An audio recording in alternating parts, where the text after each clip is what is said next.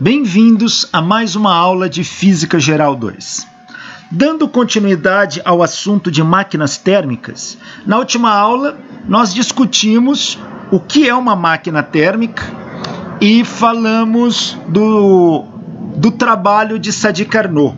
Sadi Carnot, ele deu as bases para a compreensão da máquina térmica. O trabalho de Carnot é de 1824. Porém, o trabalho de Carnot caiu no esquecimento. E ele ficou 30 e tantos anos ali, sem ninguém dar muito valor para ele. Quem vai redescobrir os trabalhos de Carnot vai ser William Thomson, mais conhecido como Lord Kelvin. A unidade de temperatura do Sistema Internacional é Kelvin, em homenagem a ele. Lord Kelvin era título, o nome dele era William Thomson. Foi um grande físico do século XIX. Quem redescobre os trabalhos de Carnot é Kelvin e Clausius, dois grandes físicos. E veja, quando Carnot começa a fazer a sua discussão sobre máquinas térmicas, que ele fala da impossibilidade de moto perpétuo, que nós discutimos na aula passada, que são aquelas máquinas que uma vez que você dá energia, elas continuariam funcionando eternamente, ou seja, se tornam autossuficientes. A Carnot fala da impossibilidade desse tipo de máquina. E Carnot consegue determinar uma máquina teórica que é a máquina de maior rendimento possível. E ele fala que mesmo esta máquina teórica não pode ter um rendimento de 100%. O Kelvin vai estudar os trabalhos de Carnot. Só que quando Carnot fez o seu trabalho, a primeira lei da termodinâmica ainda não tinha sido sequer desenvolvida. A partir de Thomson, de Kelvin, a primeira lei da termodinâmica já tinha sido desenvolvida. Então, ele vai ter muito mais ferramentas para fazer um tratamento sobre máquina térmica. Quem foi William Thomson, Lord Kelvin? Foi ele que determinou o limite inferior para a temperatura, ou seja, o zero absoluto. Ele fez muitas coisas em física e por o desenvolvimento da tecnologia da época. Ele desenvolveu o projeto telegráfico transatlântico. Ele fez a descoberta de um efeito que leva o nome dele, efeito Joule-Thomson. O efeito Joule-Thomson é um efeito que quando um gás sob pressão passa por uma válvula, a temperatura do gás diminui. A gente vai discutir mais para frente. Ele desenvolve uma teoria do átomo como um vórtice no éter, onde o éter acreditava-se que era a substância que preencheria todo o universo. Kelvin estimou a idade da Terra. E numa palestra, ele desestimula seus alunos a continuarem estudando física. Ele fala que os físicos chegaram no topo do conhecimento. Tudo que tinha para se descobrir do universo já tinha sido descoberto. Não tinha mais coisas a serem descobertas a respeito do comportamento da natureza. Aí alguém pergunta, mas não tem mais nada? Ele falou, tem duas nuvenzinhas que devem ser meros detalhes técnicos de ajuste da teoria. Uma dessas teorias deu origem à mecânica relativística e a outra deu origem à mecânica quântica. Ou seja, ele estava totalmente equivocado em relação a isso.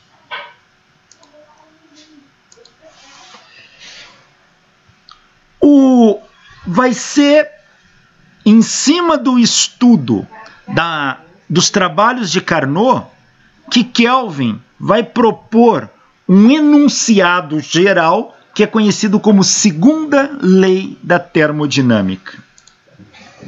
O enunciado de Kelvin, que ele vai desenvolver baseando-se nos estudos de Carnot, diz o seguinte: é impossível remover energia térmica de um sistema a uma certa temperatura e converter a energia removida em trabalho mecânico sem modificar de alguma outra maneira o sistema ou a vizinhança do sistema. Ou seja, depois que Kelvin estuda o trabalho de Carnot, ele chega a essa conclusão e ele enuncia isso. Ele diz que é impossível você tirar calor de um sistema que está numa temperatura e converter esse calor em trabalho mecânico sem alterar o sistema ou a vizinhança desse sistema. Toda vez que você retira calor, você altera as propriedades do sistema. Este enunciado ficou conhecido como segunda lei da termodinâmica. E Kelvin vai concluir esse enunciado baseando-se em estudos, que a gente não vai detalhar aqui, das máquinas térmicas, sobretudo os estudos de Carnot. Então, toda vez que você remove calor de um sistema que está numa temperatura e converte este calor em trabalho mecânico, você acaba modificando de uma maneira ou outra o sistema ou a vizinhança dele. Esta é a segunda lei da termodinâmica. O físico Max Carl Ernst Ludwig Planck, aquele da equação E igual a hν, que nós já estudamos, que deu origem à física quântica, ele vai pegar os trabalhos de Kelvin e vai complementá-los. E Planck, baseando-se no enunciado de Kelvin, ele complementa isso para máquinas térmicas de um modo geral. E aí temos o chamado enunciado Kelvin-Planck, que ele é mais extenso que o próprio enunciado de Kelvin, mas é equivalente. O enunciado Kelvin-Planck diz que é impossível que uma máquina térmica operando em ciclo tenha como único efeito a extração de calor de um reservatório e a execução de quantidade equivalente de trabalho. Ou seja, o que ele está dizendo? Lembra de máquinas térmicas, que a gente já discutiu as aulas anteriores. Como que é uma máquina térmica? Uma máquina térmica ela oscila entre dois reservatórios. Um reservatório dito quente e outro reservatório dito frio.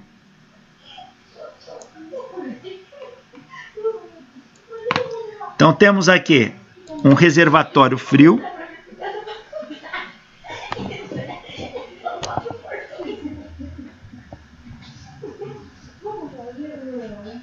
e aqui temos um reservatório quente.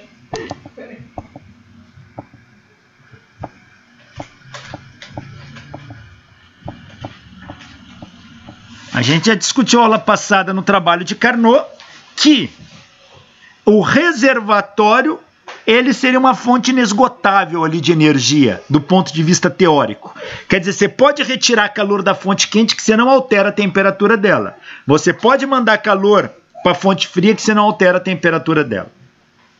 Então uma máquina nada mais é que um dispositivo que ele retira calor da fonte quente,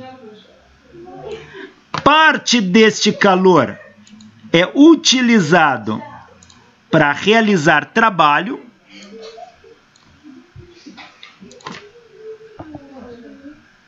e a outra parte ela é rejeitada para a fonte fria.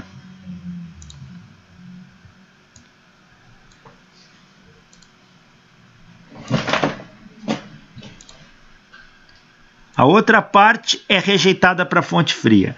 Então, isso aqui chamamos de quantidade de calor frio. O que é o frio? O que é mandado para a fonte fria.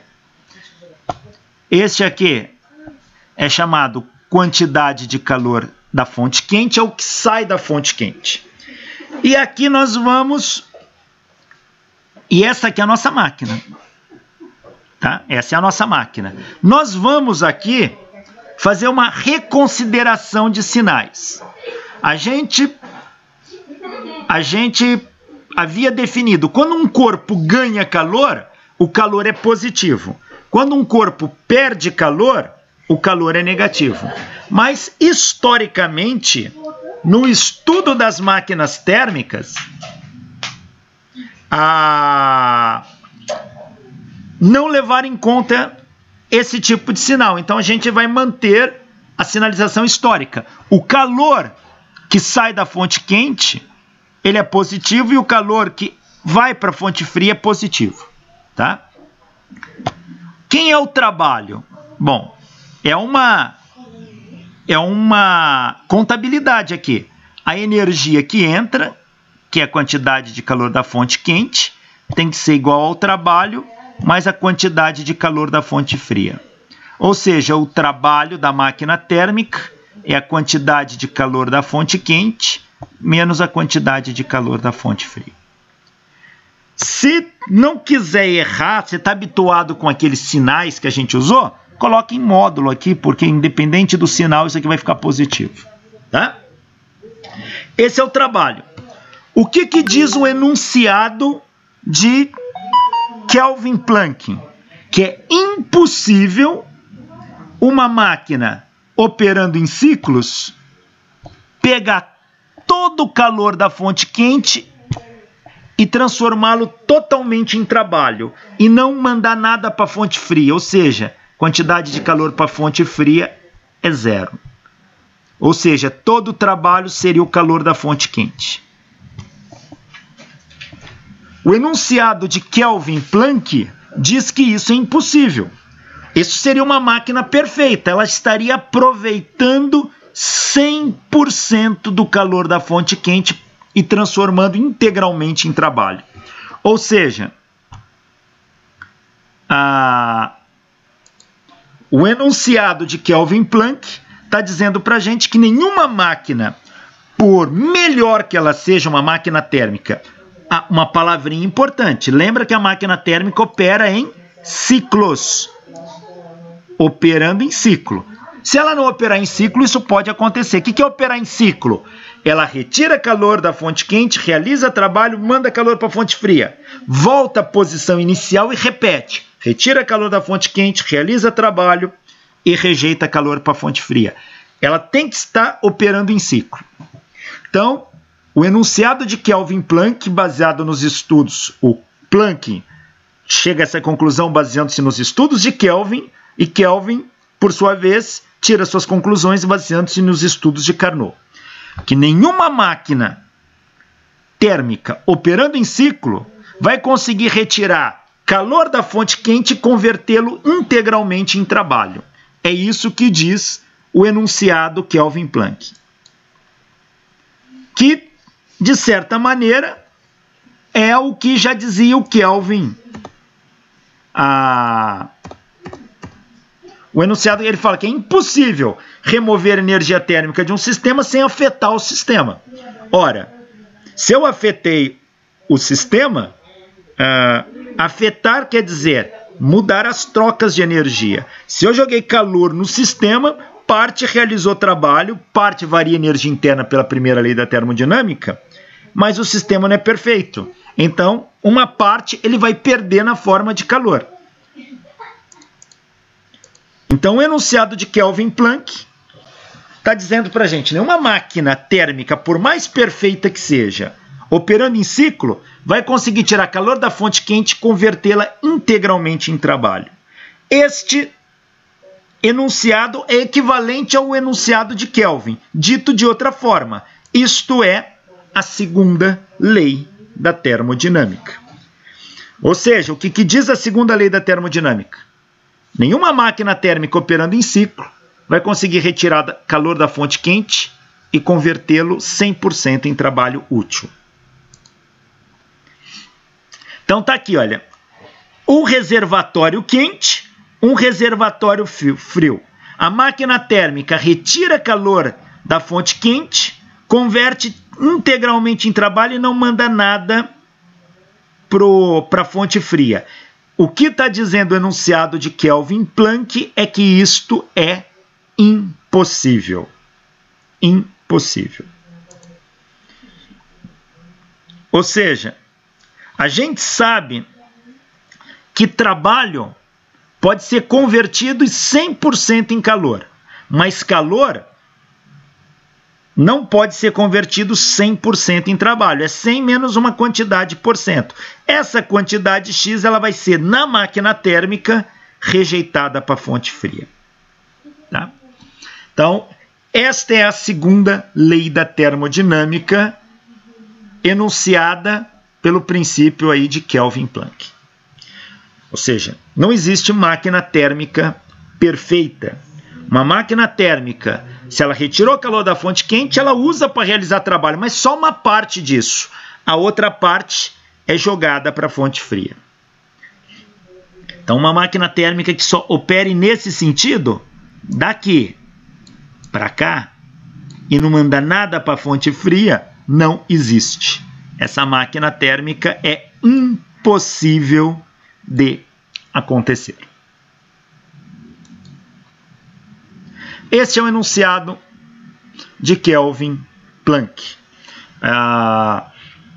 Máquinas térmicas operando em ciclo vão pegar calor da fonte quente, vão realizar trabalho e vão rejeitar uma parte do calor para a fonte fria. A máquina térmica real, ela vai funcionar assim. Uma parte do calor vem para cá. Ó.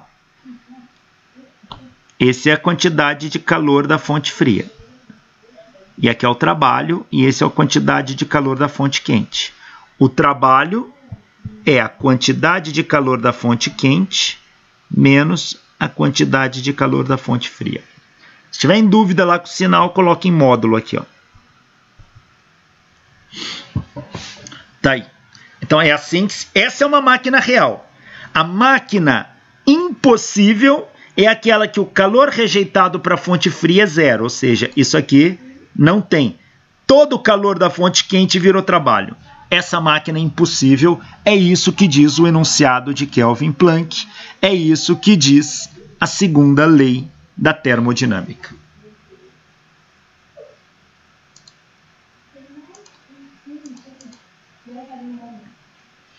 Então, o enunciado de Kelvin-Planck: é impossível a construção de uma máquina que, operando em um ciclo termodinâmico, converta toda a quantidade de calor recebido em trabalho. Veja, é importante frisar, este enunciado, ele não diz que é impossível um dispositivo térmico ter rendimento de 100%. Ou seja, converter calor em trabalho. Não é isso que ele está dizendo. É possível um sistema converter 100% do calor em trabalho? É. Nós já vimos isso. Veja, vamos pegar numa transformação isotérmica.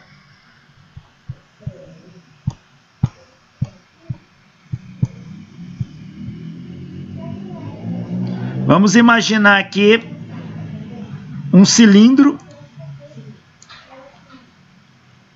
e um pistão.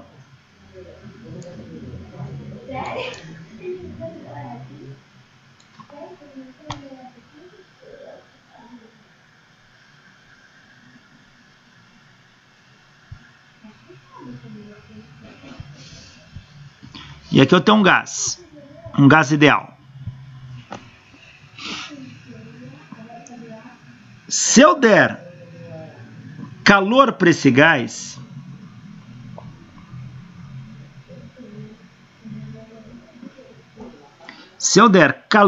sistema, e esse sistema for livre, este êmbolo está solto. Então, se eu der calor, pela primeira lei da termodinâmica, Q igual a ΔU mais W. Se esse sistema está solto, o que vai acontecer? Na hora que eu der calor, esse gás vai se expandir, realizando o trabalho. Mas ele se expande justamente para a energia interna não variar. Ou seja, para que a temperatura não mude. Então eu passo a ter uma expansão a temperatura constante. Se a temperatura é constante, ΔU é zero. Portanto, Q igual a W. Ou seja, se este êmbolo for livre para se mover, nenhuma força contrária agir sobre ele, Quando eu der calor, o gás se expande, todo o calor é convertido em trabalho e a temperatura se mantém constante. É uma transformação isotérmica. Veja, aqui 100% do calor virou trabalho. Então, neste caso, 100% do calor virou trabalho. Não tem nada de errado com isso. O problema é que esse sistema não é cíclico, ele não volta sozinho para a posição inicial. Uma máquina térmica, ela opera em ciclos, ela tem que retornar à condição inicial. Então, isto não vai acontecer na máquina térmica. Tá? Então, o enunciado de Kelvin Planck não está dizendo que isso é impossível. Ele está dizendo que numa máquina térmica, isso é impossível porque ela opera justamente em ciclo. Esse sistema, depois que o êmbolo afasta, ele não volta sozinho para a posição original. Então, isso aqui só se torna impossível quando o sistema opera em ciclos.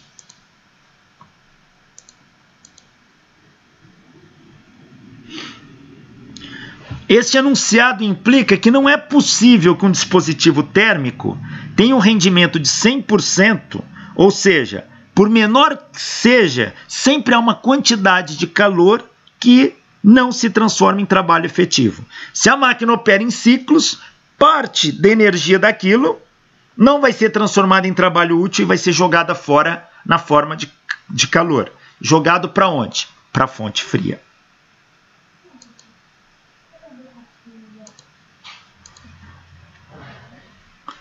Então, uma síntese do enunciado de Kelvin Planck, que é a segunda lei da termodinâmica. É impossível converter em um ciclo todo o calor em trabalho útil. Ciclos não são 100% eficientes. Sempre existem algumas imperfeições devido às irreversibilidades. Nós discutimos na aula passada os processos irreversíveis. Processos que envolvem atrito são irreversíveis. Pensando numa máquina real, todas as peças, êmbolos, manivelas e engrenagens movendo têm atrito. Isso sempre faz com que o sistema perca uma parte dessa energia.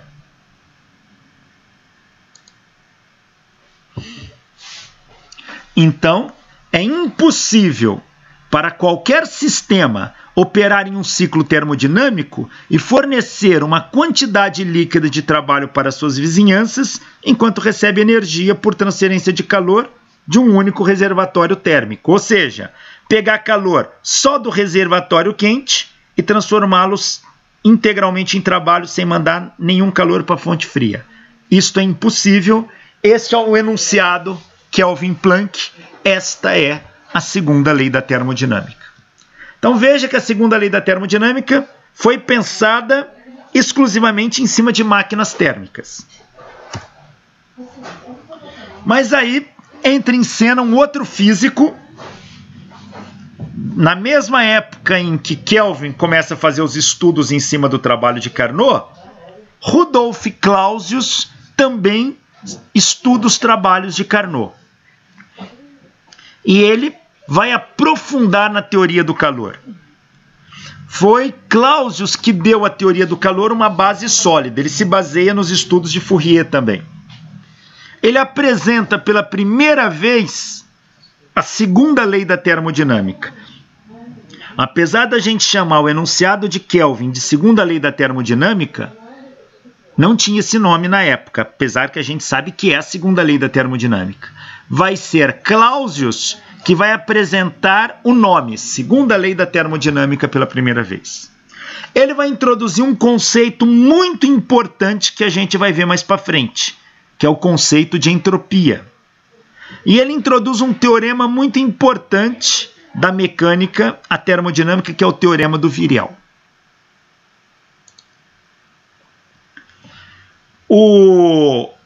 Só que o Clausius, ele vai olhar para a máquina térmica e vai pensar numa máquina térmica funcionando no sentido inverso. Ou seja, às custas de trabalho, eu, realizando o trabalho sobre a máquina, eu forço a situação, eu removo o calor da fonte fria e mando para a fonte quente. Então, as custas de trabalho externo, você retira calor da fonte fria e joga para a fonte quente. Então, Clausius começa a estudar uma máquina térmica que funciona ao revés, ou seja, as avessas, de trás para frente. Calor indo do frio para o quente. Mas Clausius mostra que isso só é possível se eu realizar um trabalho externo sobre a máquina. Ou seja, o trabalho que se realiza sobre essa máquina é esse aqui, ó. Aqui é o trabalho, aqui é a quantidade de calor da fonte quente e aqui é a quantidade de calor da fonte fria. O que ele mostra é que a contabilidade aqui tem que ser mantida. A quantidade de calor da fonte fria que entra na máquina, mais o trabalho que entra na máquina, tem que ser igual à quantidade de calor da fonte quente que sai da máquina. Ou seja, o trabalho vai ser a quantidade de calor da fonte quente menos a quantidade de calor da fonte fria. Que dá igualzinho da máquina anterior. Só que a máquina anterior retira calor da fonte quente, realiza trabalho e joga calor para a fonte fria. Nesta máquina, você executa trabalho sobre a máquina e força o calor da fonte fria ir para a fonte quente. O trabalho é calculado da mesma forma. Se quiser pôr módulo aqui, pode também, por causa do sinal. Mas se não, você sabe que esses calores a gente sempre vai considerar positivo. Então, esta máquina que funciona às avessas, ela vai retirar calor da fonte fria e vai mandar para a fonte quente. Se eu forçar demais, eu posso retirar muito calor aqui da fonte fria. E é claro que se essa fonte fria estiver em contato com algum reservatório aqui, ó, outro reservatório, para que a temperatura da fonte fria não mude, ela vai começar a retirar calor desse reservatório. E eu vou esfriar esse ambiente. Então, esse tipo de máquina que o Clausius começa a propor, ela tem a capacidade de esfriar um ambiente. Ela é chamada de refrigerador. Mas ela também tem a capacidade de, se eu colocar um reservatório aqui em contato com a fonte quente, para que a temperatura da fonte quente fique constante, ela vai jogar calor aqui. E a temperatura desse reservatório vai esquentar. Ou seja, essa máquina também pode ser entendida como uma máquina que esquenta um ambiente. Ela também é chamada bomba de calor. Então, quando eu falo bomba de calor ou refrigerador, eu estou falando da mesma máquina. Só muda a utilidade que eu estou dando para ela. Se eu quero esfriar um ambiente, eu chamo de refrigerador. Se eu quero aquecer um ambiente, eu chamo de bomba de calor. Mas é a mesma máquina. E é esta máquina que Clausius começa a estudar, baseado nos estudos de Carnot. E ele vai chegar a uma conclusão importante. É impossível que um refrigerador, que é essa máquina que as custas de trabalho retira calor da fonte fria e manda para a fonte quente, operando em ciclo, tenha como efeito o da transferência de energia térmica do corpo frio para outro corpo quente. Veja, quando ele coloca aqui como único efeito, ele está querendo dizer retirar calor da fonte fria e mandar para a fonte quente sem o custo de um trabalho externo. Ou seja, Clausius diz para a gente, nenhum refrigerador vai retirar calor da fonte fria para a fonte quente se um trabalho externo não for realizado sobre ele. Esse é o enunciado de Clausius. E foi esse enunciado que ficou conhecido como segunda lei da termodinâmica. O enunciado de Clausius diz: é impossível que um refrigerador operando em ciclos tenha como único efeito transferir calor da fonte fria para a fonte quente. Se não tiver um trabalho externo agindo, isso nunca vai acontecer. Em outras palavras, Clausius está dizendo: o calor nunca se propaga do frio do quente, a não ser que um trabalho externo atue sobre ele. Esta é a segunda lei da termodinâmica. E alguém pode estar se perguntando agora, mas espera aí, professor. Segunda lei da termodinâmica no enunciado de Kelvin Planck, que fala da máquina térmica, é impossível retirar calor da fonte quente e transformá-la integralmente em trabalho? É. Só que agora eu estou enunciando a segunda lei da termodinâmica falando que é impossível um refrigerador retirar calor da fonte fria e mandar para a fonte quente se não tiver nenhum trabalho externo agindo. E eu estou chamando isso também de segunda lei. Sim. Espera aí. Temos então duas segundas leis da termodinâmica? Não. Temos apenas uma. Então qual das duas é a correta? As duas. A gente vai mostrar daqui a pouco que essas duas leis são equivalentes. O enunciado de Kelvin Planck e o enunciado de Clausius estão, na essência, dizendo a mesma coisa.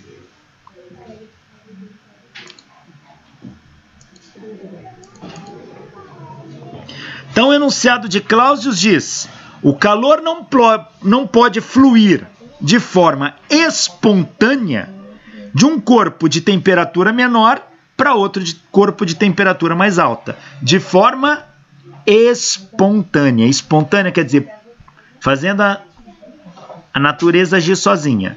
Agora, forçado eu posso. Desde que eu execute um trabalho externo sobre o corpo, eu consigo retirar calor da fonte fria e mandar para a fonte quente.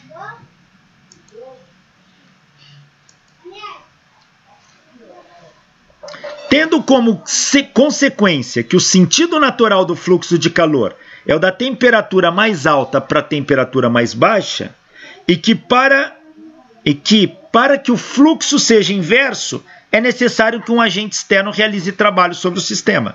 Ou seja, calor só vai fluir do frio para o quente se um agente externo realizar trabalho sobre o sistema. Espontaneamente, o calor não se propaga do quente para o frio. Ou seja, para que um refrigerador de verdade funcione, um agente externo tem que realizar trabalho sobre ele. É isso que diz a segunda lei da termodinâmica. É isso que diz o enunciado de Clausius.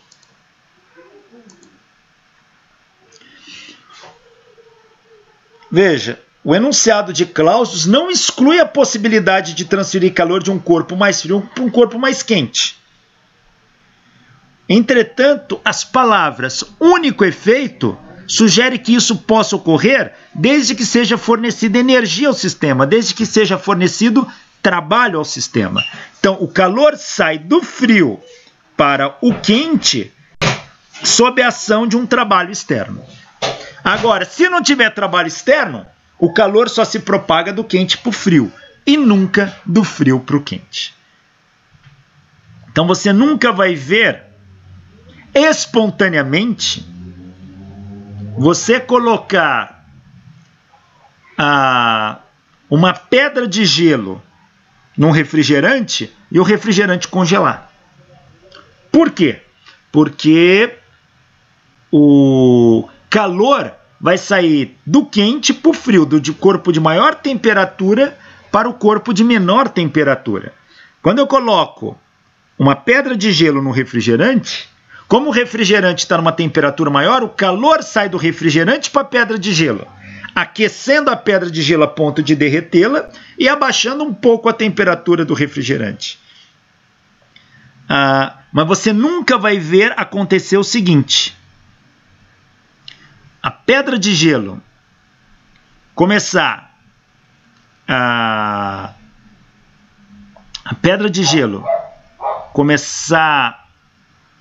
doar calor para o refrigerante, a ponto da pedra de gelo ficar cada vez mais gelada e o refrigerante cada vez mais quente. Isso não acontece na natureza. Tudo que a gente observa não acontece isso. Agora, eu posso retirar calor do gelo posso às custas de um trabalho externo.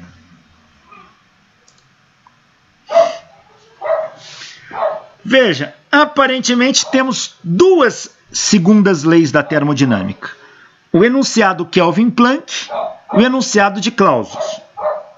Mas a gente vai mostrar agora, por uma análise lógica, que esses enunciados são equivalentes. Eu vou mostrar a equivalência de Kelvin-Planck com a equivalência de Clausius. Kelvin-Planck fala da máquina térmica convencional. Clausius fala do refrigerador. Eu vou mostrar que o enunciado dos dois são equivalentes. Eu vou usar por lógica. Como é que funciona a lógica? Veja, se eu tenho duas grandezas A e B que se correlacionam. Correlacionam é, por exemplo, eu quero somar essas grandezas. Se A for verdadeiro e B for verdadeiro, então vou montar uma tabelinha aqui chamada tabelinha da verdade. A, B e A mais B.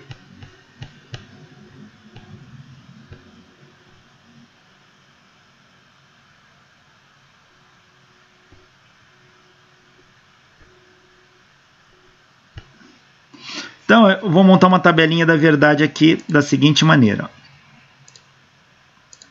Se o A for verdadeiro e o B for verdadeiro, a soma das duas vai ser verdade. Por quê? Quando eu acoplo uma com a outra, a soma das duas é verdadeira. Se o A for falso se a afirmação de A for falsa e a de B for verdadeira, quando eu somo uma coisa falsa com uma verdadeira, o resultado é falso. E se o A for verdadeiro e o B for falso, quando eu somo esses dois, verdadeiro com falso, o resultado é falso.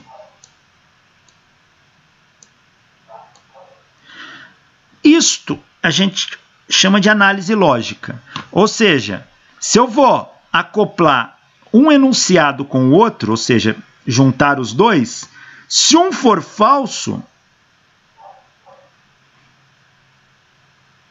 e o outro for verdade, o resultado tem que ser falso para que esta análise satisfaça a condição lógica.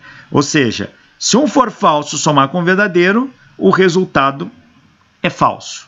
Então, se esta condição for satisfeita, eu mostro que se o A for falso, o resultado vai ser falso, mesmo que o B seja verdadeiro. Esta análise nós vamos aplicar diretamente ao enunciado de Kelvin-Planck e Clausius. Olha aqui. Imagine que eu tenho uma máquina térmica real. Então, o que é uma máquina térmica real? Aqui eu tenho a fonte quente, aqui eu tenho a fonte fria. Como isso aqui foi tirado de livro em inglês, H aqui é de calor, tá? Hot, quente. C aqui é cold, frio. Então, aqui é a fonte quente e aqui é a fonte fria. Olhe somente para esta máquina térmica aqui, ó. Só para ela. Esta é uma máquina térmica real. O que é real? Ela funciona. Esta é verdadeira. Esta é verdadeira. Ou seja, se esta máquina aqui ela é verdadeira, ela retira calor da fonte quente, parte realiza trabalho e parte rejeita para a fonte fria. Agora eu vou fazer o seguinte, eu vou acoplar a esta máquina um refrigerador ideal. O que é um refrigerador ideal? Aquele que é impossível de existir, que retira calor da fonte fria e manda para a fonte quente. Sem trabalho externo nenhum. Então, eu retiro esse calor da fonte fria e mando para a fonte quente sem trabalho externo nenhum.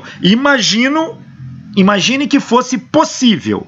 Eu sei que isto é impossível, mas imagina que fosse possível. Mas eu acoplo esse refrigerador à máquina real, de tal maneira que o calor que a máquina real rejeita para a fonte fria é o calor que o refrigerador pega para mandar para a fonte quente. Então, repara uma coisa, este é impossível, este é falso, este é verdadeiro. Quando eu acoplo esses dois, o que é que vai acontecer? Repare, se o calor que está vindo aqui é o mesmo que está entrando aqui, o fluxo que entra é igual ao que sai, esses caras se cancelam. E o que sobra é que todo o calor que está vindo aqui vem para cá, olha. Ou seja, se este calor... Deixa eu mudar de cor aqui só para ficar mais nítido. Se este calor que está entrando na fonte fria é o mesmo que está saindo por esse refrigerador ideal, então, se o fluxo que entra é igual ao fluxo que sai, do ponto de vista líquido, é como se não tivesse fluxo nenhum. Então, como se nada entrasse e nada saísse daqui. Se nada sai daqui, o que sobra para a máquina real entra um calor QC. E o que sai de calor aqui? É o QC, o QH menos o QC. Então, é isso aqui que entra na máquina. E ela realiza trabalho sem devolver nada para a fonte fria. Em outras palavras, se isto aqui cancela com isto, o acoplamento desta máquina impossível com uma máquina real gera uma máquina impossível. Ó. Porque essa máquina pega todo o calor da fonte quente e transforma integralmente em trabalho. Porque o calor que seria rejeitado para a fonte fria, ele volta para a fonte, ou seja, no fundo ele se cancela. No frigir dos ovos, o que sobra é uma máquina que pega todo o calor da fonte quente e transforma integralmente em trabalho. Ou seja, acoplar um refrigerador ideal a uma máquina real é equivalente a uma máquina impossível, uma máquina que não funciona retirando o calor da fonte quente para a fonte fria. Isto aqui viola o princípio de Clausius. Viola Clausius. Essa é uma máquina real. Esta aqui viola Kelvin. Ou seja, acoplar uma máquina que viola o enunciado de Clausius com uma máquina real produz uma máquina que viola o enunciado de Kelvin. Ou seja, se é impossível existir um refrigerador ideal, e sabemos que é impossível existir uma máquina térmica que converta 100% de calor em trabalho, quando eu acoplo um refrigerador ideal a uma máquina real, eu produzo uma máquina térmica impossível de funcionar. Ou seja, a violação do princípio de Clausius implica na violação do princípio de Kelvin. Ou seja, toda vez que eu violo Clausius, eu violo Kelvin. Então, eu vejo uma equivalência. Violei o princípio de Clausius, automaticamente eu violei o princípio de Kelvin.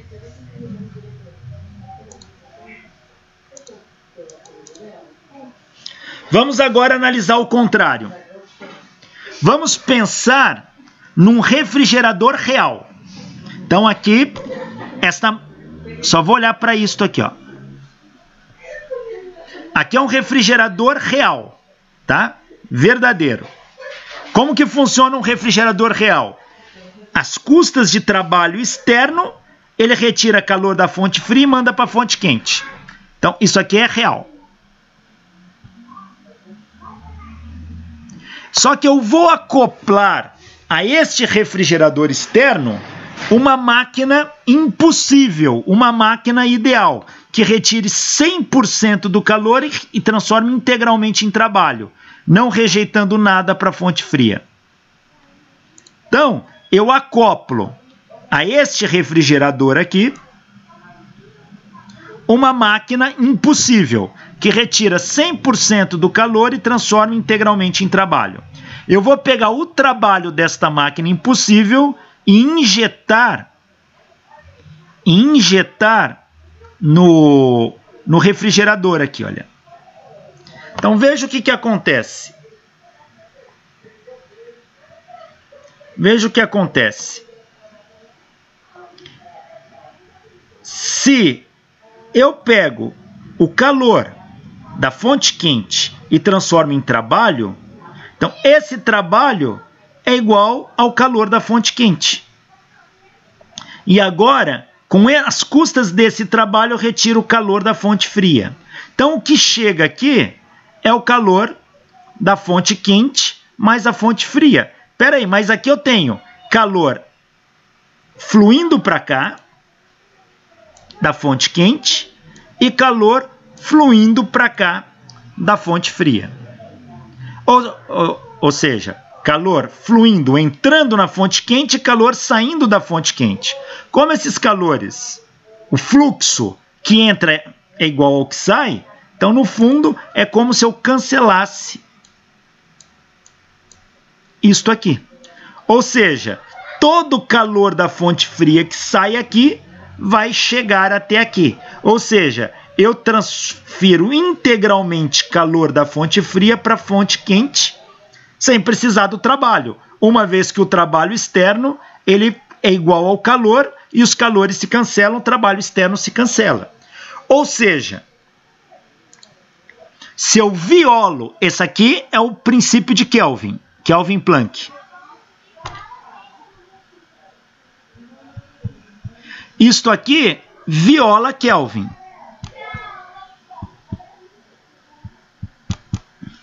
Se eu pego uma máquina que viola Kelvin e acoplo a um refrigerador real, eu violo Clausius. Eu produzo uma máquina que viola Clausius. Ou seja, a violação do princípio de Kelvin implica na violação do princípio de Clausius. A violação do princípio de Clausius implica na violação do princípio de Kelvin. Em outras palavras, esses princípios são equivalentes.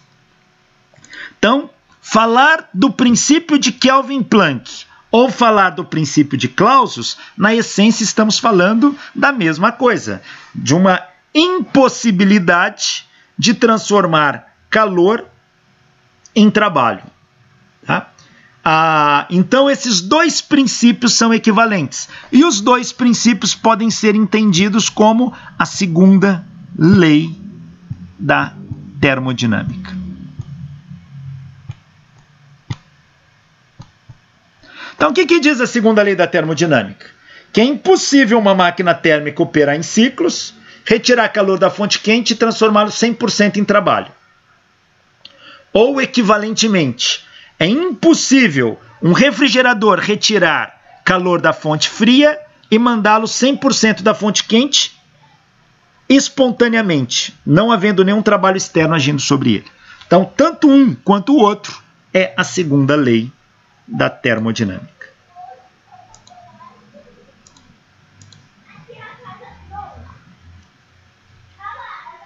Bom, uma vez que nós entendemos agora a máquina térmica, ela pega calor da fonte quente, se não for o refrigerador, vamos pensar na máquina térmica tradicional, realiza trabalho e manda calor para a fonte fria. Nós já vimos que o trabalho é a quantidade de calor da fonte quente menos a quantidade de calor da fonte fria.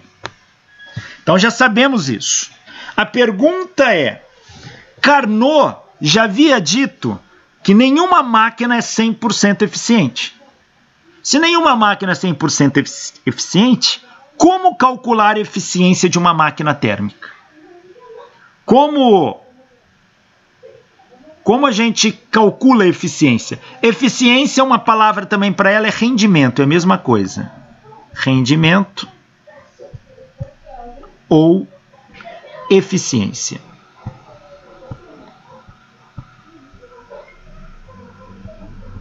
Então, como calcular o rendimento de uma máquina térmica?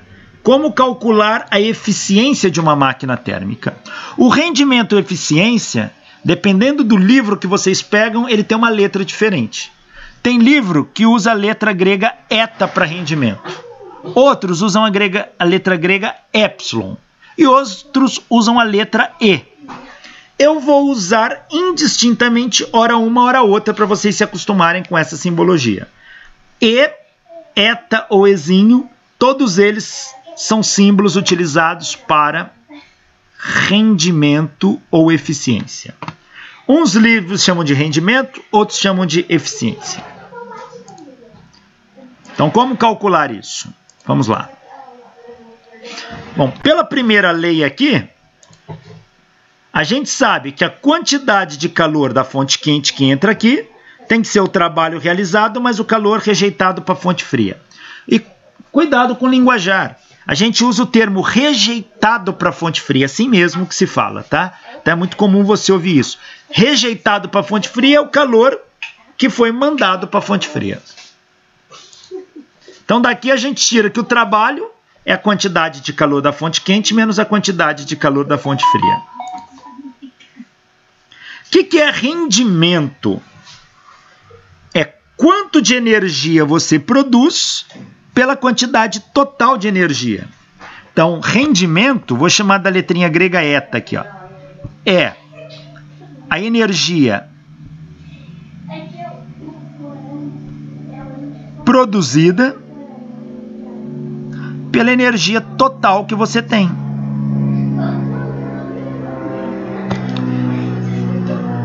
A gente pode dizer que é o benefício pelo custo. Benefício é o que você obtém. Custo é quanto que você teve que pagar, quanto você teve que usar. Então, veja, quem é o meu benefício? É o que eu produzi. É o trabalho. Esse é o benefício. Quem é o custo? É aquilo que eu tive que usar, a energia total. É a energia de onde eu tirei. A energia inicial de onde saiu é a quantidade de calor da fonte quente.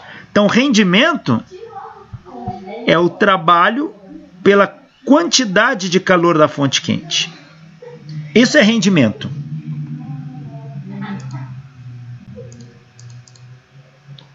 Então, rendimento é trabalho pela quantidade de calor da fonte quente. Ora, mas quem é o trabalho? Trabalho é a quantidade de calor da fonte quente menos a quantidade de calor da fonte fria. Então, substitui aqui QQ menos QF sobre QQ. Isto é o rendimento de uma máquina térmica.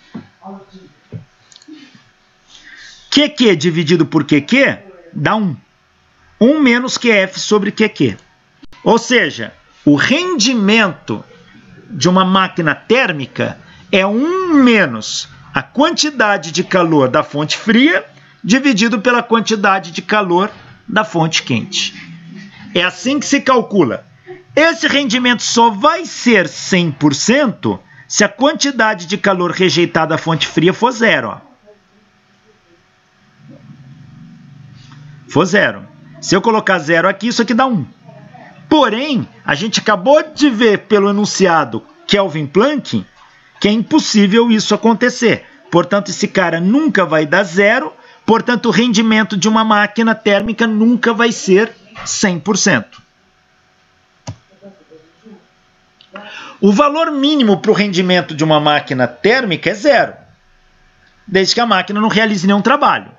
E, teoricamente, o máximo seria 1, se fosse possível essa máquina transformar todo o calor em trabalho. Mas nós já sabemos que isso é impossível pelo enunciado Kelvin Planck. Tá? Então, como descobrir o rendimento de uma máquina térmica? É você pegar o trabalho, dividir pela quantidade de calor da fonte quente. Olha esse aqui, ó.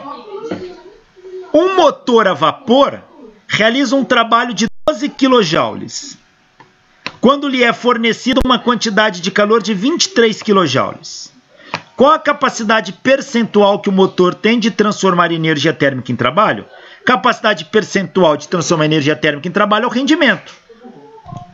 Ora, o rendimento é o trabalho pela quantidade de calor da fonte quente. Aqui é o trabalho, ó, e aqui é a quantidade de calor da fonte quente. Se eu multiplicar por 100, isso me dá em porcentagem. 12 kJ é o trabalho, 12.000 joules. Quantidade de calor que saiu da fonte quente, 23 kJ, 23.000 joules. Divido um pelo outro, multiplico por 100. Essa máquina a vapor tem um rendimento de 57,17%. Quer dizer, todo o calor que ela pegou da fonte quente, 57% transformou em trabalho. E o restante ela jogou para a fonte fria.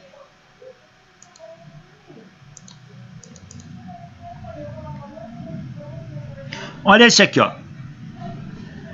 Uma máquina térmica absorve 200 joules de calor de um reservatório quente, efetua trabalho e rejeita 160 joules de calor para um reservatório frio.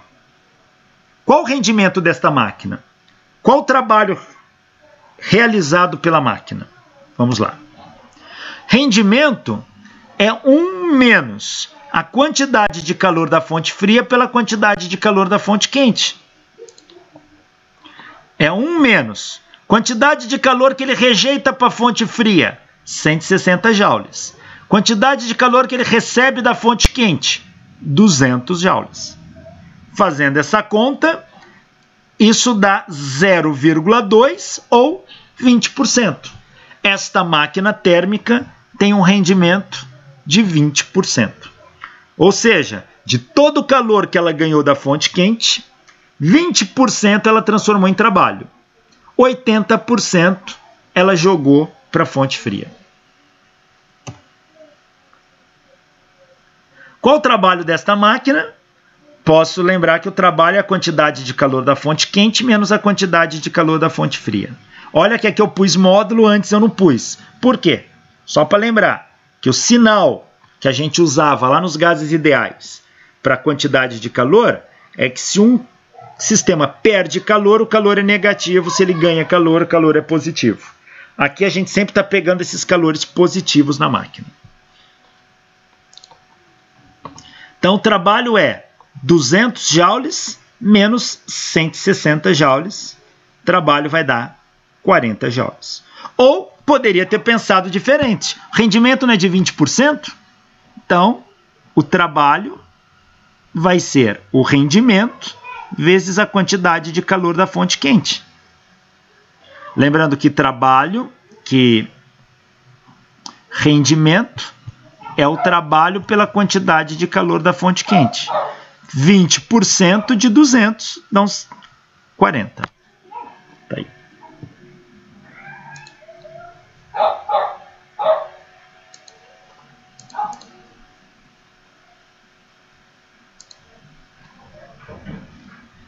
Coeficiente de eficiência. Coeficiente de eficiência, COE, de um refrigerador. Bom, refrigerador também é uma máquina térmica, só que funciona às avessas daquela máquina térmica tradicional. Máquina térmica retira calor da fonte quente, realiza trabalho e manda calor para a fonte fria. O refrigerador funciona. Injeta trabalho nele, ele retira calor da fonte fria e manda para a fonte quente. O refrigerador típico é a geladeira que nós temos em casa. Ó. Ela tem este motor, que é quem executa o trabalho. Isso aqui é elétrico. Ele que realiza trabalho sobre o sistema.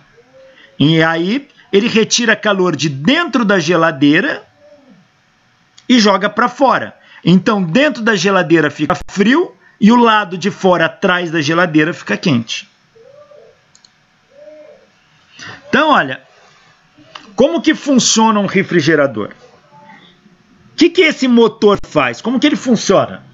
Ele tem um compressor aqui dentro. É um sisteminha de cilindro pistão que aqui dentro dessa serpentina tem um gás. Esse gás, ao entrar no compressor, o compressor, como o nome já diz, comprime esse gás bastante.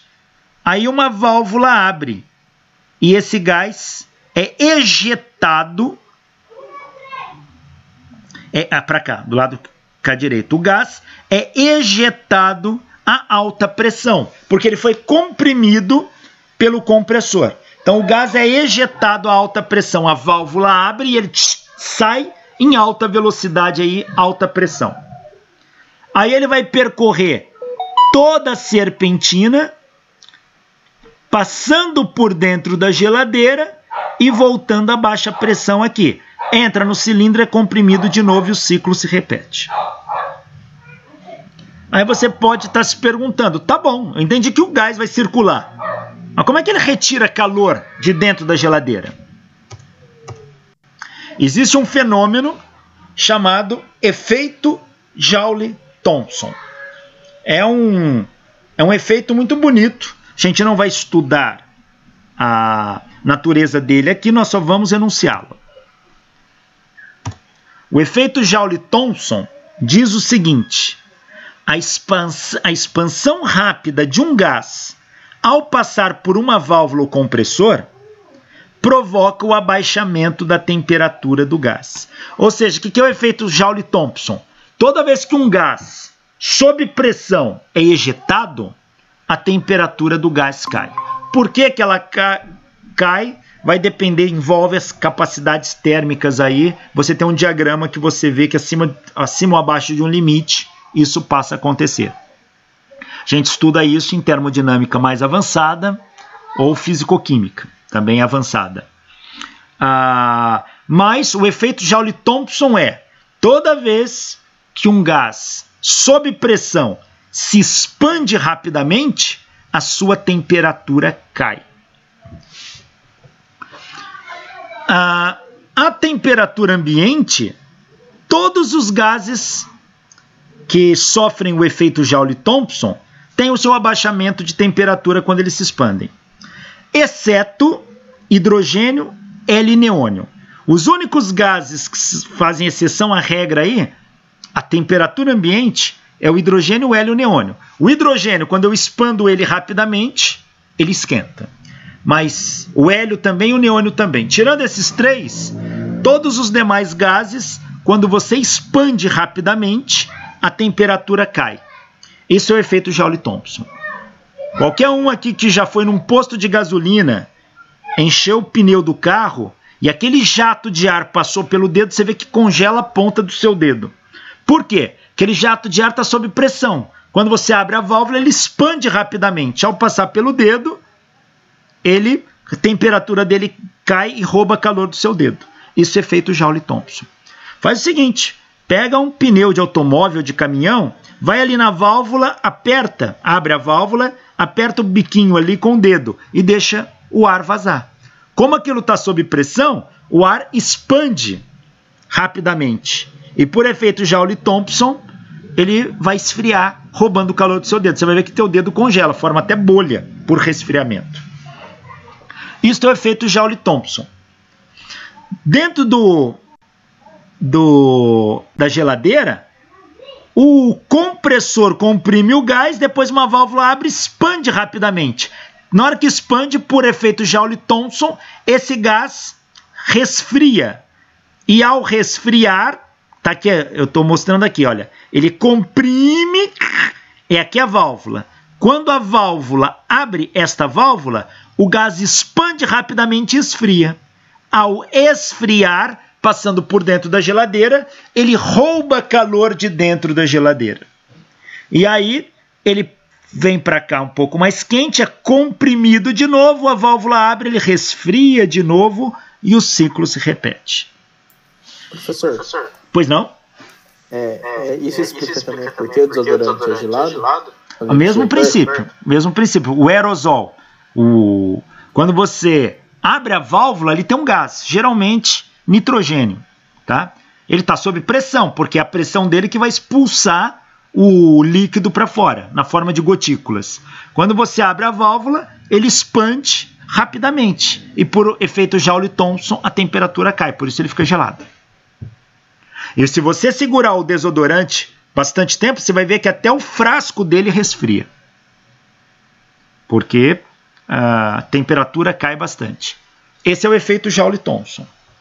E é o que faz a geladeira funcionar, é o que faz o aparelho de ar-condicionado funcionar, e assim por diante. Então, o efeito Joule-Thomson se aplica a todos esses sistemas de refrigeração.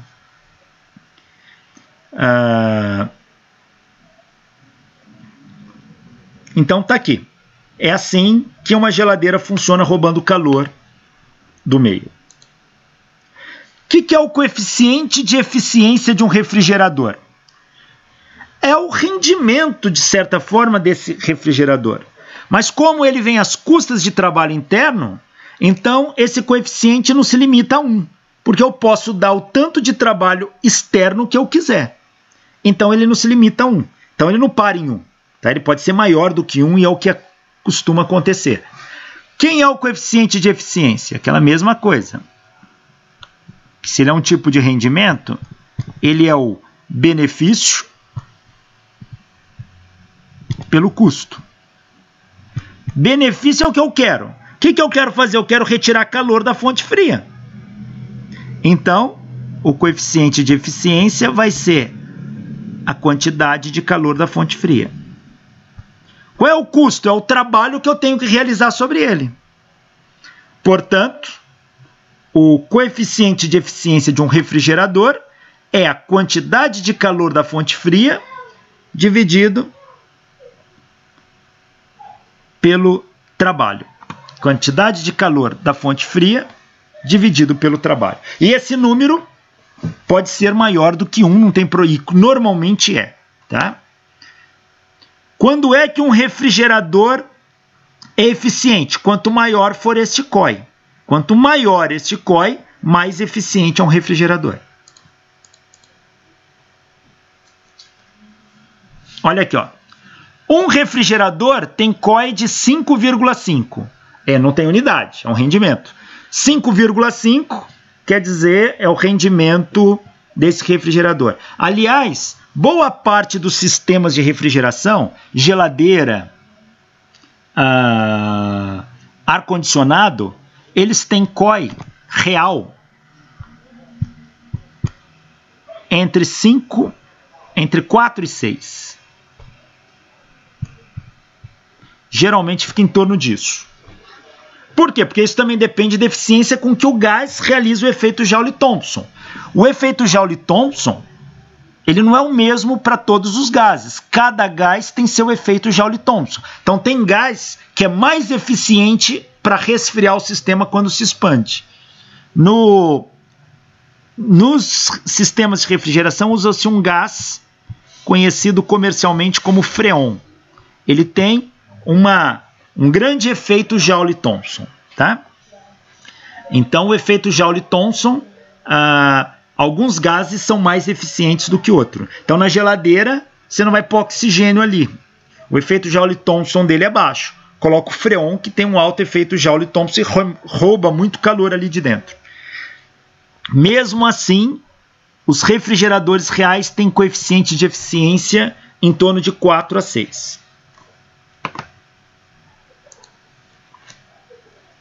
Então, olha este problema.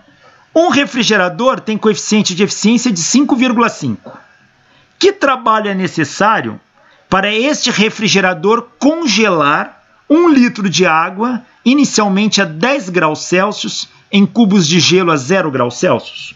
Ou seja, eu quero colocar 1 litro de água nesse refrigerador, que está a 10 graus Celsius, e quero transformar em gelo a 0 graus Celsius. Se o coeficiente de eficiência desse refrigerador é 5,5, quanto de trabalho precisa ser realizado sobre ele? Claro que aqui quem realiza é o motor dele, então é o trabalho do motor, do compressor. Ora, o COI é a quantidade de calor da fonte fria pelo trabalho. Então, o trabalho é a quantidade de calor da fonte fria pelo COI. Qual é a quantidade de calor que eu tenho que dar para a fonte fria? Eu quero congelar 1 litro de água. Então, a quantidade de calor que eu tenho que retirar da fonte fria, né, para congelar, ela tem que ser suficiente para a quantidade de calor para baixar a temperatura de 1 litro de água de 10 graus Celsius até 0 graus Celsius, mais a quantidade para congelar a água. Lembra que aqui é massa, calor latente e difusão. Aqui é massa, calor específico, variação de temperatura. Então, a quantidade de calor que eu tenho que retirar da fonte fria é a soma desses dois.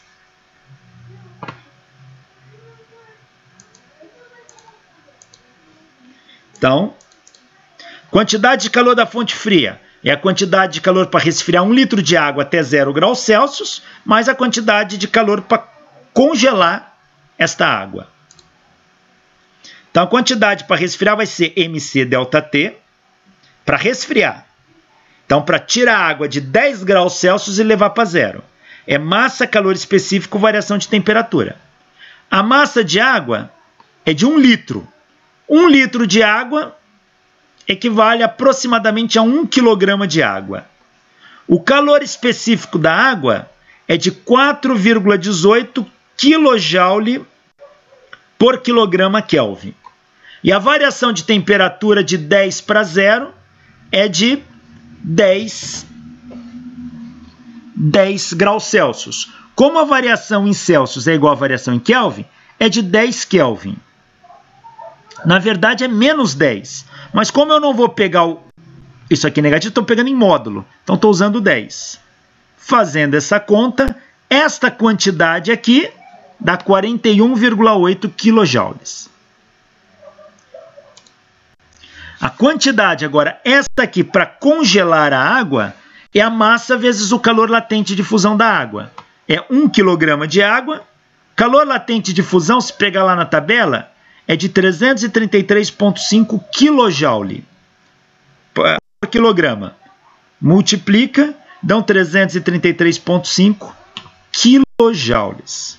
A quantidade total para resfriar vai ser a soma desses dois.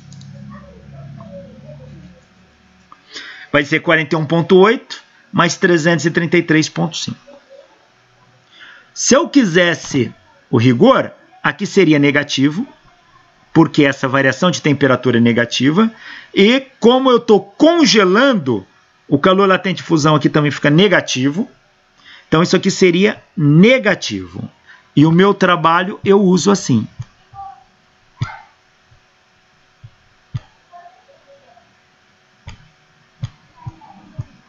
Então, quando eu colocar esse menos aqui, ficaria positivo. Ou então, já levei isso aqui em conta, joguei esse sinal de menos tudo fora e já fiz tudo positivo. Então, tá aqui. Esta é a quantidade de calor que eu vou colocar aqui. E o COI, que eu vou colocar aqui, faço a conta que eu descubro o trabalho. Então, está aqui a quantidade de calor calculada, substituo aqui, o COI 5,5, isso dão 68,24 kJ. Ou seja, se sobre este refrigerador o motor realizar um trabalho de 68,24 joules, ele vai conseguir congelar 1 litro de água que inicialmente estava a 10 graus Celsius.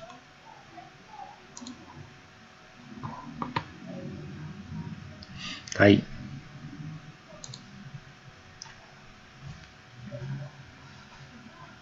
Bom, nós já comentamos sobre o Carnot, que ele fez o estudo inicial. Lembrando que os engenheiros, até meio do século XIX, acreditavam ser possível construir uma máquina que tivesse um rendimento de 100%, um moto perpétuo. Carnot mostra no seu trabalho que nenhuma máquina chega a isso. Só que Carnot propõe uma máquina ideal. Uma máquina ideal seria a máquina mais mais eficiente que existiria. E nem a máquina ideal de Carnot chega a 100%. Uma máquina real, o máximo que ela poderia produzir era o rendimento da máquina ideal de Carnot. Então Carnot propõe esse trabalho, que Kelvin, Planck e Clausius se basearam. Vamos ver como que Carnot desenvolve a ideia de uma máquina ideal. Carnot publica esse trabalho em 1824, Reflexões sobre a força motriz do calor. Este trabalho está a essência de tudo que o Kelvin, o Planck e o Clausius se basearam. O que consta nesta obra? Primeiro, Carnot fala que a máquina tem que ser reversível. O que é reversível? Ela opera em ciclos e volta ao estado inicial.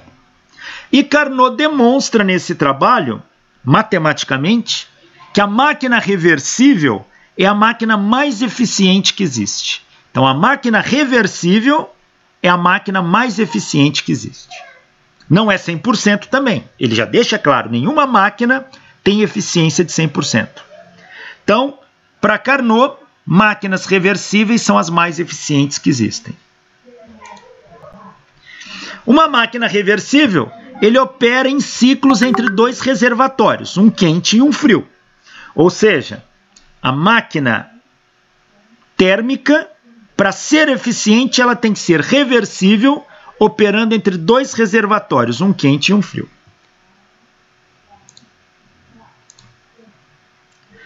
E Carnot, ele, através dos seus estudos, ele desenvolve um teorema, que não cabe aqui a gente analisá-lo, isso foge ao nível do curso de Física 2, isso a gente pode analisar em termodinâmica avançada, mas aqui vamos apenas enunciar o teorema de Carnot. Ele diz que nenhuma máquina térmica operando entre dois reservatórios térmicos, ou seja, um quente e um frio, operando em ciclos, pode ser mais eficiente do que uma máquina reversível que opera entre os mesmos dois reservatórios. Repetindo, nenhuma máquina térmica operando entre dois reservatórios térmicos pode ser mais eficiente do que uma máquina reversível que opera entre os mesmos dois reservatórios. A máquina reversível, na essência, ela tem que voltar às condições iniciais. Pensando num ciclo termodinâmico, ela tem que voltar à mesma pressão, volume e temperatura. O teorema de Carnot diz que nenhuma máquina térmica que opera entre dois reservatórios, um quente e um frio, vai ser mais eficiente que uma máquina operando em ciclos, ou seja, reversível, entre os mesmos dois reservatórios. Essa é um teorema importante que surge da conclusão dos trabalhos de Carnot.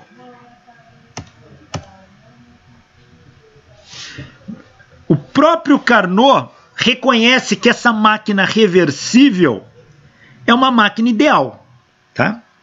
Porque tem atrito dentro da máquina, nunca vai conseguir voltar 100% às condições iniciais.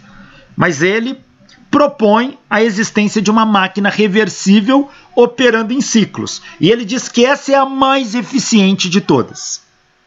Essa máquina reversível mais eficiente de todas ficou conhecida como máquina de Carnot.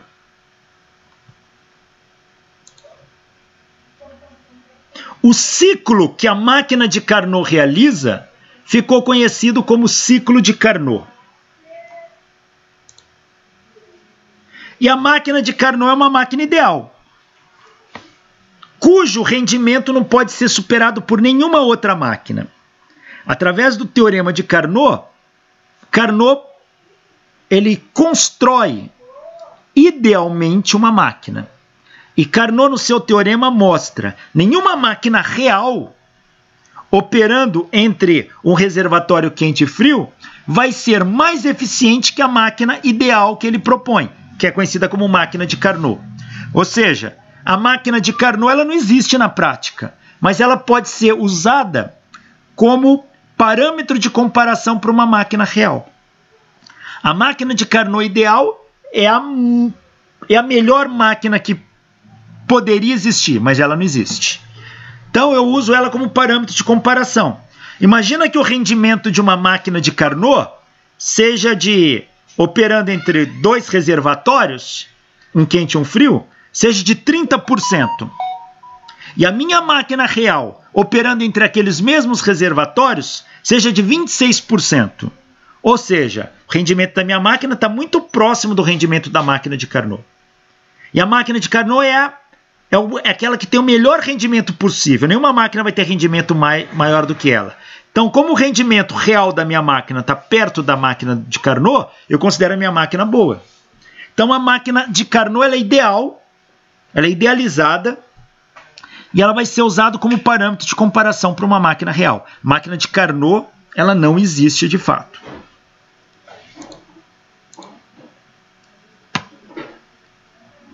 Então, a máquina reversível é uma máquina ideal denominada máquina de Carnot.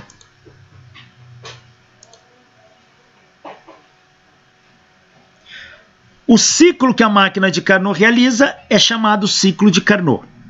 A máquina de Carnot é uma máquina ideal cujo rendimento não pode ser superado. Uma outra coisa, a máquina é uma máquina térmica. As máquinas térmicas usam um fluido dentro. Geralmente uma máquina a vapor usa vapor d'água, tá? Mas poderia usar outra substância, óleo e etc. O que Carnot mostra é que o rendimento da máquina ideal dele, a máquina de Carnot, é independente do fluido operante. Se eu usar água, se eu usar óleo, não importa. O rendimento máximo é o mesmo. E o Carnot mostra que o rendimento dessa máquina só depende da temperatura dos reservatórios, mais nada. Então, o rendimento da máquina de Carnot, teórica, só depende das temperaturas dos reservatórios, a temperatura da fonte quente e a temperatura da fonte fria. Não depende do fluido operante na máquina, se é vapor d'água, se é óleo, seja lá o que for. Então, isto é interessante, porque é fácil calcular o rendimento para uma máquina de Carnot, desde que você conheça a temperatura da fonte quente e da fonte fria. Só depende dessas temperaturas. Aí Carnot vai discutir no seu trabalho as condições de reversibilidade da máquina térmica. Ou seja, se a máquina térmica é reversível, qual é a condição para que ela seja reversível? Então, primeiro, não pode ter forças de atrito envolvida, nem forças viscosas e nem forças dissipativas que produzem calor. Não pode ter realização de trabalho dessas forças, tá? Então, a primeira coisa, tem que se livrar dos atritos, das forças dissipativas que geram calor. Então, se não tiver forças de atrito envolvida, essa é uma condição para que a máquina se torne reversível. Segunda condição para que a máquina se torne reversível. A condução de calor, a condução térmica, só ocorre isotermicamente, a temperatura constante. Ou seja, só vou poder trocar calor a temperatura constante. Se eu sair fora disso, a máquina não volta às condições iniciais. Então essa foi uma conclusão do estudo de Carnot. Terceiro, o processo deve ser quase estático, de modo que o sistema está sempre num estado de equilíbrio. Nós já discutimos o que é um processo quase estático. É aquele que o sistema se movimenta infinitesimalmente. Em cada infinitésimo ele atinge a condição de equilíbrio. Ninguém fala, mas espera aí, professor, uma máquina com uma condição quase estática, ela nem se movimenta. Como é que ela pode funcionar? Por isso que é uma máquina ideal, ela não existe de verdade. Mas uma condição para que ela seja reversível, ou para que sistemas reais sejam reversíveis, é uma expansão quase estática, uma expansão muito lenta. Ou contração quase estática. E o que Carnot conclui? que qualquer processo que viole pelo menos uma das 3 condições anteriores é dito irreversível, ou seja, não volta mais às condições iniciais. Então, quais são as condições de reversibilidade?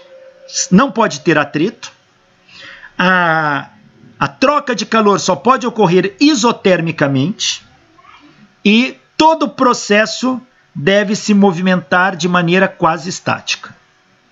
Essa é a condição de equilíbrio. Se um desses for violado, a gente vai dizer que o processo é irreversível. E o que vem a ser o ciclo de Carnot? É o ciclo que a máquina térmica funciona. É o ciclo que ela realiza. Ela vai realizar um ciclo completo. Como que é o ciclo de Carnot? É um ciclo reversível, por isso que a máquina térmica dele é reversível, ou seja, sai de um ponto e volta ao mesmo ponto, e ele é feito em 4 etapas. Primeiro, absorve calor isotermicamente e quase estaticamente de um reservatório quente, condição de reversibilidade. Então ele pega calor isotermicamente do reservatório quente, ou seja, a temperatura não muda aqui. Agora ele expande adiabaticamente, quase estaticamente, tá? Ou seja, muito lento para que seja reversível. Então ele sofre uma expansão adiabática. Durante a expansão adiabática, como a expansão, o volume aumenta, temperatura diminui. Então há um abaixamento de temperatura até que atinja a temperatura do reservatório frio. Então, ele sofre uma expansão adiabática. Terceiro, agora ele joga o calor de uma maneira isotérmica para a fonte fria. Joga calor para a fonte fria. E agora ele sofre uma compressão adiabática até voltar ao estado inicial. Então veja, ele tem 4 etapas, 2 isotérmicas e 2 adiabáticas aqui. Então é assim. Vamos pensar aqui na máquina térmica. Primeiro, ela sofre uma expansão isotérmica, sem variar a temperatura, pega calor da fonte quente. Agora não pega mais calor da fonte quente. Agora ele expande sem trocar calor. Expande adiabaticamente. A quantidade de calor trocada é 0. Agora, ela comprime isotermicamente, abaixando a temperatura e jogando o calor para a fonte fria. Agora ela comprime adiabaticamente sem trocar calor, voltando à posição inicial. Esse é o ciclo de Carnot. Num diagrama, ele é assim. 2 isotermas e 2 adiabáticas. Essas aqui são adiabáticas, olha. Essa é uma curva adiabática. A gente já viu que a curva adiabática no diagrama PV ela é assim.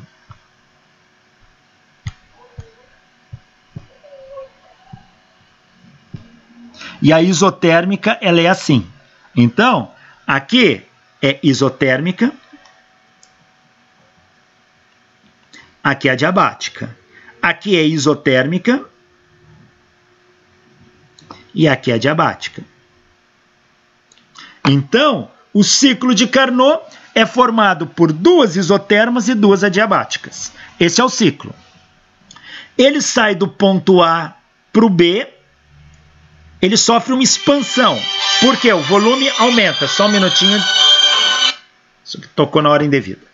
Então, ele sofre uma expansão. Por que expansão? Porque o volume aumenta. Ó. Ele sai de A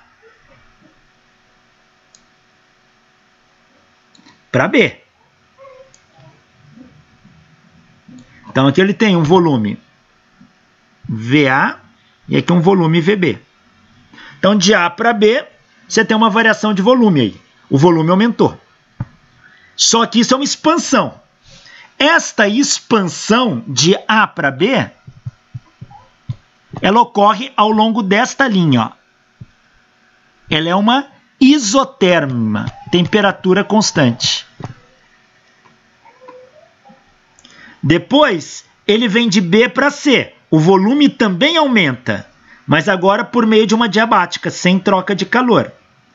Chegou em C, agora ele contrai, jogando o calor que está dentro dele para a fonte fria. Ó. E ele contrai isotermicamente a temperatura constante. Chegando em D, ele contrai adiabaticamente, voltando ao estado inicial, formando um ciclo. E a gente já sabe que o trabalho é numericamente igual à área do ciclo. Esta área aqui. Ó. Então, essa é a máquina ideal. Ela não existe no mundo real. Ela vai ser usada apenas como parâmetro de comparação. Essa é a máquina mais eficiente que existe. Nenhuma máquina tem eficiência maior do que essa. Está aqui uma máquina. Aqui agora é uma diabática. Chega aqui. Agora ela está sofrendo uma contração isotérmica jogando calor para a fonte fria. Agora não troca mais calor diabático. Agora aqui expandindo. Eu também, se quiser, posso fazer a grama temperatura, entropia, mas depois a gente vê isso aqui. Por enquanto, esta é a curva. Ó. Isso é um ciclo de Carnot. Quando está a cor azul aqui, é no calor fonte fria. Quando está vermelho, é frio. Quando está cinza, é adiabático, troca calor. Adiabático, rejeitando o calor para a fonte fria. Adiabático, pegando o calor da fonte quente. Qual é o rendimento da máquina de Carnot? Se ela que tem o maior rendimento possível, quanto que ele vale? Rendimento é 1 menos a quantidade de calor da fonte fria pela quantidade de calor da fonte quente. Vimos isso lá atrás em máquinas térmicas. Vamos voltar lá para lembrar. Vimos isso aqui.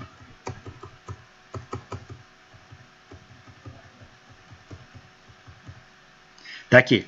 Nós já tínhamos visto. Rendimento de uma máquina térmica é a quantidade de calor. É 1 menos a quantidade de calor da fonte fria pela quantidade de calor da fonte quente. Para uma máquina de Carnot não vai ser diferente. Vamos usar a mesma relação para calcular o rendimento de uma máquina de Carnot. Então, está aqui. O rendimento da máquina de Carnot também é calculado igual. 1 menos a quantidade de calor da fonte fria pela quantidade de calor da fonte quente. Só que o ciclo de Carnot se faz entre isoterma e adiabática. Então a gente vai analisar o que acontece ao longo desse ciclo. Vamos ver na expansão isotérmica, ó, de A para B. O calor Q1 está entrando no sistema. O calor Q1 é a quantidade de calor da fonte quente. Esse calor é absorvido na expansão isotérmica. Ora, a gente já sabe que na expansão isotérmica,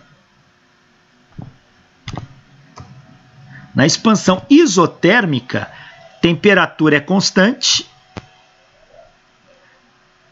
logo a variação de temperatura é zero, portanto a variação de energia interna é zero, porque ela é proporcional à variação de temperatura, e a primeira lei da termodinâmica diz que a quantidade de calor é ΔU mais W. Como ΔU é zero, o calor é igual a W. Ou seja, na expansão isotérmica, todo o calor recebido se transforma em trabalho.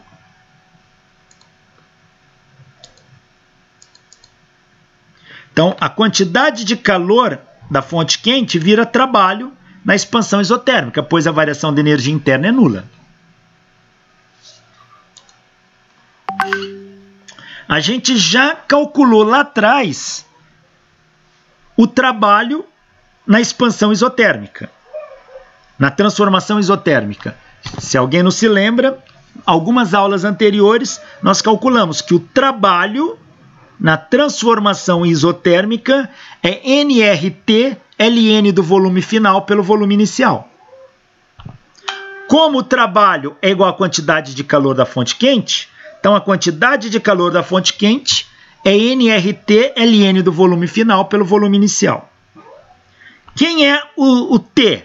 O T aqui é da primeira isoterma, é a temperatura da fonte quente. Vou usar o índice Q. Quem é o volume final? É o volume de B. Quem é o volume inicial? O volume de A. Estou analisando a expansão de A para B, nesse trecho. Então, na expansão, quantidade de calor da fonte quente é nRT ln de VB sobre VA. Aqui a temperatura da fonte quente.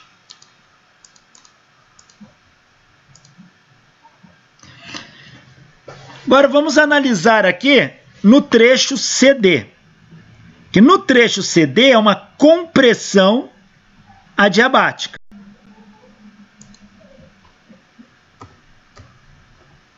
É uma compressão. Aqui, o calor Q2 é o calor rejeitado fria na compressão isotérmica. E como na transformação isotérmica o calor é o trabalho, pois ΔU é zero, o trabalho é nRT ln do volume final pelo inicial. Então, a quantidade de calor da fonte fria é nRT da fonte fria ln do volume final, que é o volume em D, menos o volume inicial, que é o volume em C. Então, é isso aqui. Aqui é uma compressão.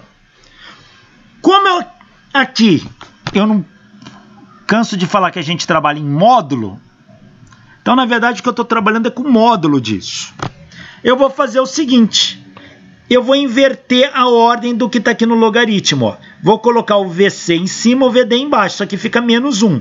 O menos cai para frente, aqui fica menos. Ó. Como eu vou trabalhar em módulo eu jogo esse sinal fora. Então, quando eu inverto aqui, é como se eu estivesse expandindo de D para C. Eu vou manter assim. Lembra que eu estou sempre usando o módulo. Então, aqui ficou negativo, como está em módulo, é nRTF ln de VC sobre VD. Eu só inverti a ordem dos volumes aqui. Ó. Ah, professor, fica negativo? Fica, mas eu vou trabalhar só em módulo. Então, não estou levando em conta o sinal.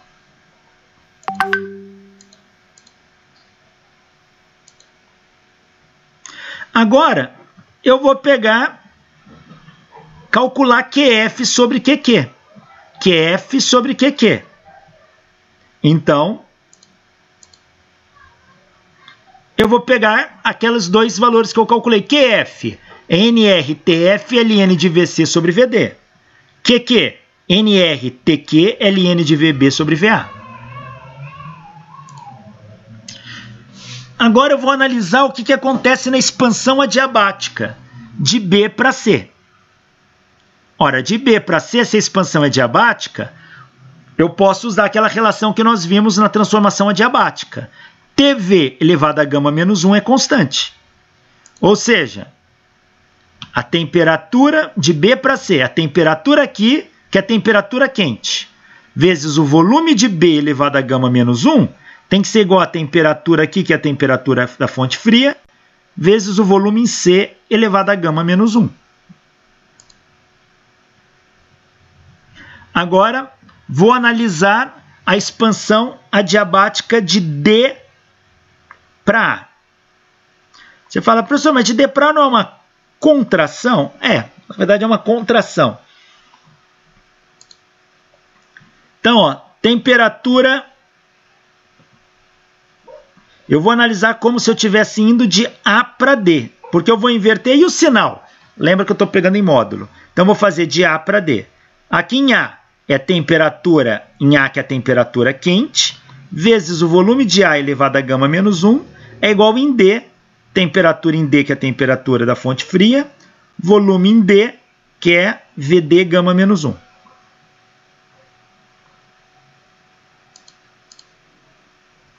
Agora eu vou pegar essas duas equações aqui, olha, vou dividir uma pela outra. Divido essa por essa. Então, vou ter TQ VB gama menos 1 sobre TQ VA gama menos 1 é TF VC gama menos 1 sobre TF VD gama menos 1. Repara uma coisa que acontece quando eu faço isso. Ó. Isso cancela com isso. Isto cancela com isto. As temperaturas vão embora. E sobrou essa relação de volumes. VB sobre VA elevado a gama menos 1 é VC sobre VD elevado a gama menos 1. Aplica um logaritmo dos dois lados. Ó. Ln de VB sobre VA gama menos 1 é igual a Ln de VC sobre VD elevado a gama menos 1.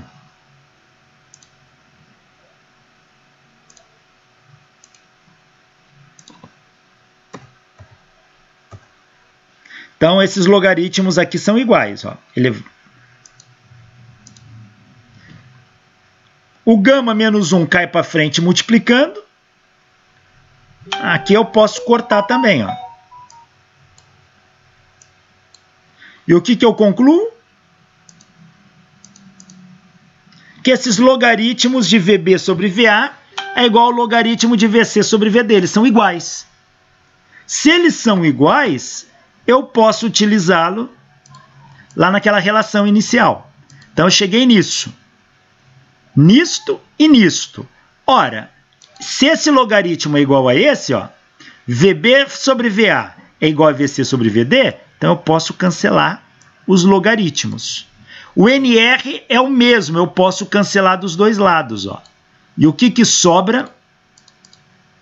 Que a quantidade de calor para a fonte fria sobre a quantidade de calor da fonte quente é igual à temperatura da fonte fria dividido pela temperatura da fonte quente. Ou seja, a quantidade de calor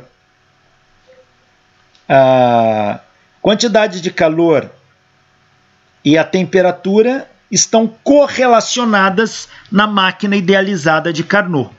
Esta relação ela é muito importante. Porque olha o que acontece agora.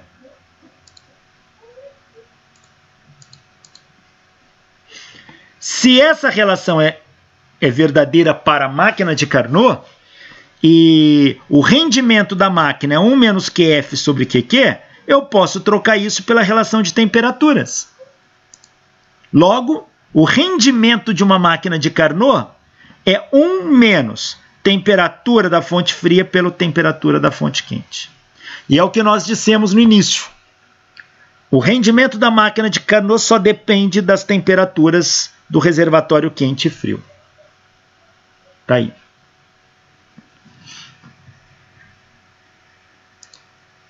Olha esse problema aqui. Ó. Uma máquina a vapor opera entre um reservatório quente a 100 graus Celsius e outro frio a 0 graus Celsius. Pergunta, item A. Qual é o máximo rendimento possível dessa máquina? Item B. Se a máquina operar ao revés, como um refrigerador, qual o COI máximo que pode ter? Bom, então vamos lá. Ele só me deu as temperaturas. O rendimento máximo dessa máquina vai ser o rendimento de uma máquina de Carnot operando entre as mesmas temperaturas. Então, o rendimento da máquina de Carnot é esse aqui, ó. 1 menos TF sobre TQ. O máximo que essa máquina pode atingir é o rendimento da máquina de Carnot. Então, vai ser 1 menos 0 graus Celsius, são 273 kelvins.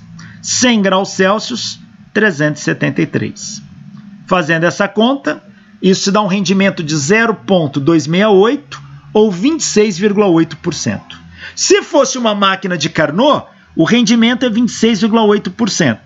Então, de acordo com o teorema de Carnot, nenhuma máquina real operando entre essas mesmas fontes vai poder ter um rendimento maior do que esse. Então, o máximo rendimento que essa máquina teria seria este.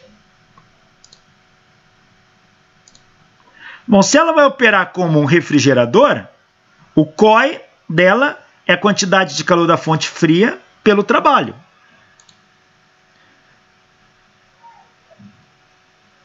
Mas esta máquina tem um rendimento que é o trabalho pela quantidade de calor da fonte quente. Então, o trabalho desta máquina térmica é o rendimento pela quantidade de calor da fonte quente. Então, o COI é a quantidade de calor da fonte fria pelo rendimento vezes a quantidade de calor da fonte quente. Aliás, a gente só está trabalhando na mesma máquina, só inverteu o sentido. Como? Se eu quero trabalhar na condição máxima, eu tenho que pensar como uma máquina de Carnot. E se ela for uma máquina de Carnot, essas relações são iguais. Ó. Então, eu posso trocar QF sobre QQ por TF sobre TQ. Assim. E fazendo essa conta, TF é 273, TQ 373, o rendimento 0,269. 268, na verdade, que era 8. Fazendo essa conta, essa máquina vai ter um COI máximo de 2,73.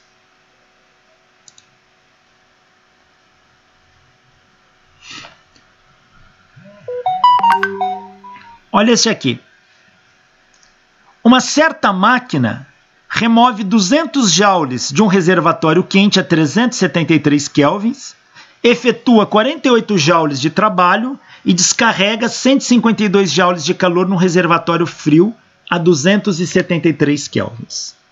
Que quantidade de trabalho é perdida, entre aspas, por ciclo em virtude de processos irreversíveis presentes na operação da máquina?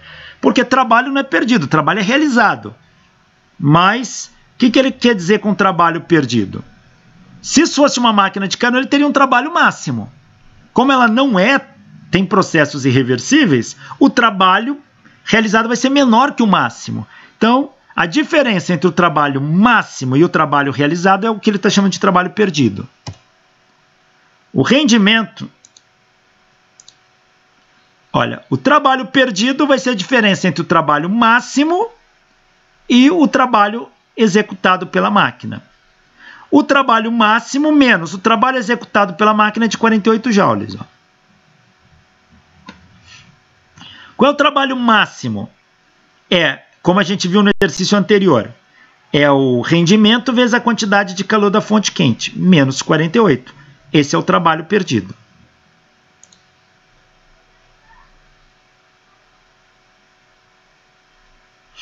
Então, aqui ficou bagunçado. Deixa eu só dar uma...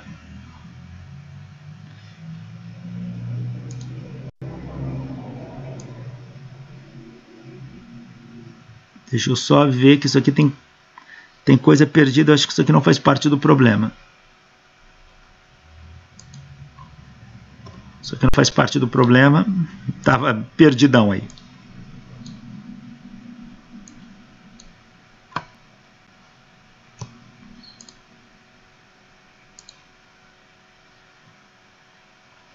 Então, olha, o trabalho perdido é o máximo menos o trabalho realizado. Trabalho máximo, trabalho realizado é 48. Trabalho perdido é o rendimento vezes a quantidade de calor da fonte quente menos 48. Trabalho perdido é o rendimento. Ah, não. Gente, fiz burrada aqui. Que aquilo ali eu acho que estava sem animação, por isso que ficou. Deixa eu ver se eu volto aqui.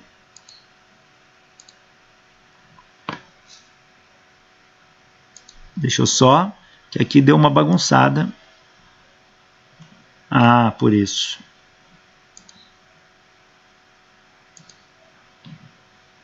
Agora sim.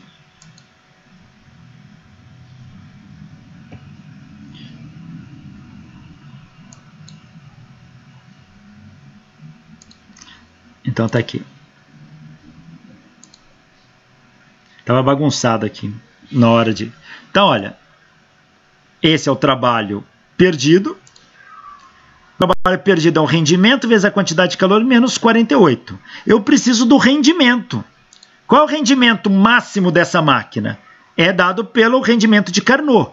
1 menos TF sobre TQ, que é 1 menos 273 por 373, que dá 0,268, ou 26,8%. Agora eu substituo esse cara aqui. O trabalho perdido é 0,268 vezes quantidade de calor da fonte quente, 200, menos 48. O trabalho perdido é de 53,6 joules. Bom, eu vou parar por aqui, agradeço a atenção, a paciência de todos e até o nosso próximo encontro. Obrigado.